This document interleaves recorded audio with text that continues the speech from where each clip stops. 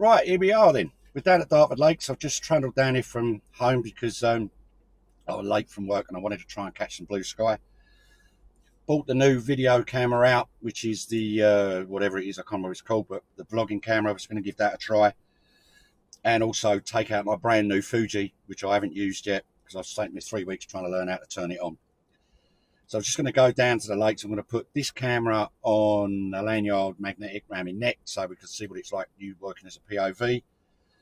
I'm just going to go through the simulations, the film simulations on the dial on the top here, which you can dial straight into the camera on Fuji, which basically gives you the old chemical film simulations going back years and years and years, which are replicated and put into the camera. There's 7 or 8 on the top here, which are the most popular, but I think there's 20 or 24 altogether. And then there's a variety of recipes where you can actually change the dynamic range and the colorization and stuff in simulations as well. Very, very, very complicated. So we're going to go down, try the POV, try getting some shots on all the different film simulations on the dial, and then go to the black and white and give that a go, because there's another 3 settings on the black and white, which you can choose to go red filter, yellow filter, or green filter, as well as the standard Acros, which is the very old Fujifilm black and white film simulation, which I've seen on Mickey T's camera, another Road Rat, and this quality is superb. So it'll be interesting to see what the different filters make. Also going to shoot everything the same, so it's on manual as such.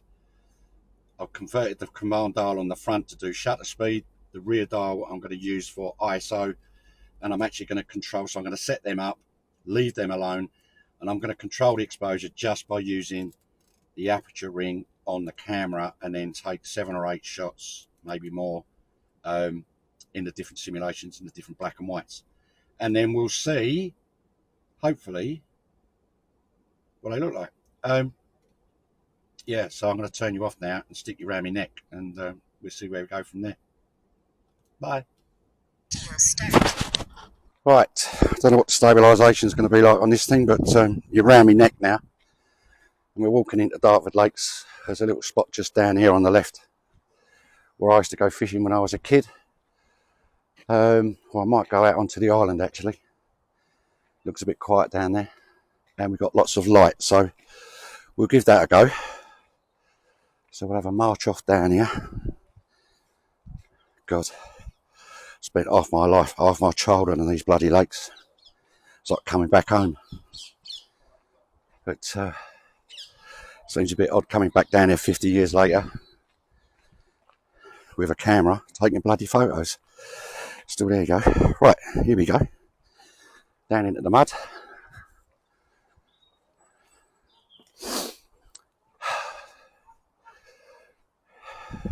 Not sure how this is going to get on with it bouncing around on my chest, but we'll have to see.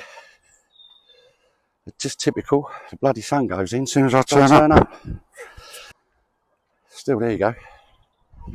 Let's see if we can get a decent shot through those trees maybe, and see how we get on.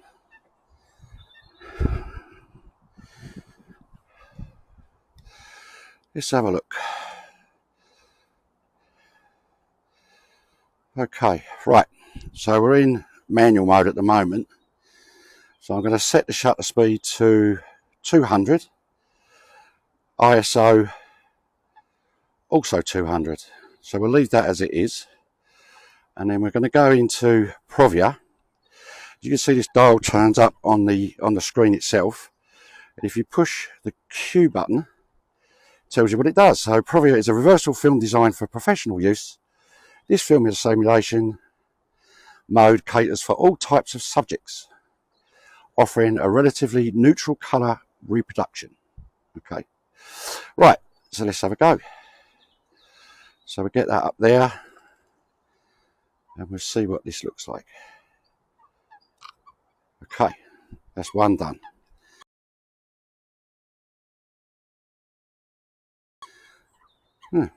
Next, we've got Velvia. Let's see what Velvia does. Based on Fuji Chrome, Velvia is an ultra-vivid reversal film designed For professional use, this film simulation mode provides the richer and high contrast colours than the standard POV, normally used by landscape photographers. Okay, so let's have a go with this one.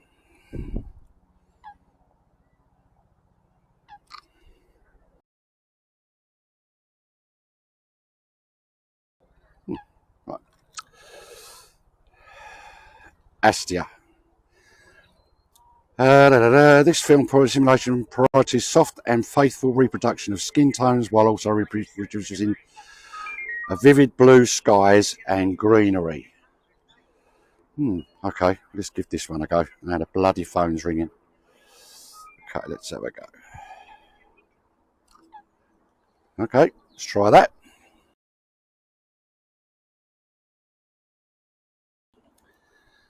Okay, what's this one? Classic Chrome. Designed to reproduce a look that is similar to documentary magazines at the 20th century. Its low saturation and hard tonal gradation in shadows makes it a perfect choice for documentary photography with a touch of realism.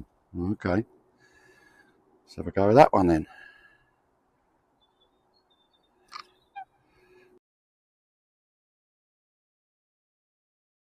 Ooh, quite like that one. Okay, this we have Reala Ace.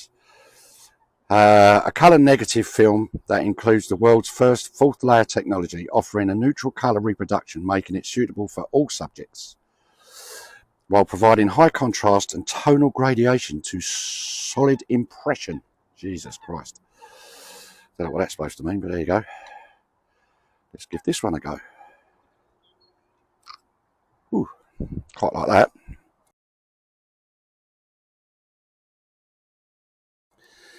Then we have Classic Negative. What's this? Based on Superior, a colour negative film loved by generations, this film simulation provides high contrast and tonal gradation and adds depth and definition to colours by adjusting their shades and highlights and shadows while reducing saturation. Okay. Take one there. Be interesting to see how the sky comes out in these photos.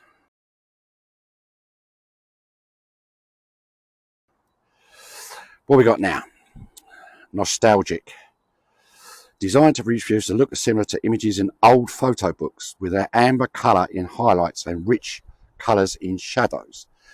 This mode is ideally suited when you want to take snapshots with a retro feel. Alright, okay, let's go for the retro feel. I don't think this landscape's really suitable for it, but we'll give it a go.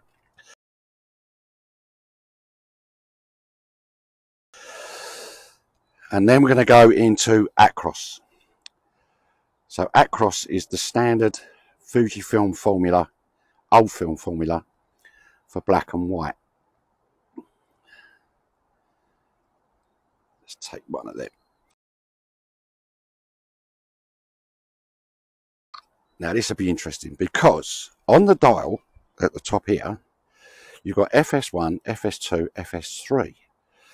These are options for my own personal choice of simulation that I can choose to put in there. So what I've done, I've cheated a bit really. What I've done is, I don't know if you can see that on the screen. Let's do that again. Acros filter, I've put the red filter on this one. So this is the Acros black and white or monochrome, but with a red filter. So I can switch from red to yellow to green whenever I want. Now red darkens the skies and generally increases the contrast. So let's have a go with that one. Oh, that looks nice. FS2. Oh, I've got that's classic chrome. I don't know why that is. Oh, well, FS3, I must have set that up wrong last night when I was messing around on in front of the telly, is with the green filter. Now, the green filter, evidently, for black and white or monochrome, is ideal for portraits because it's good for skin tones. There you go. So we'll try that. So, all being equal, we're shooting at f16, shutter speed 200, ISO 200. So it's in manual, but with the settings. So I'll go fully manual now. And this is probably a standard.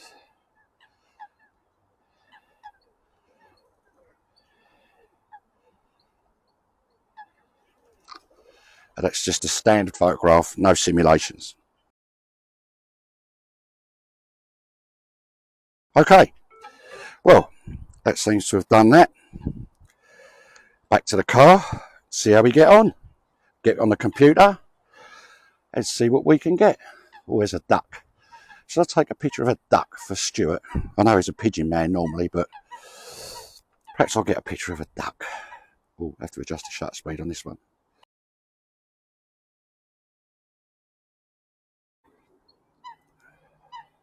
Oh, I don't know.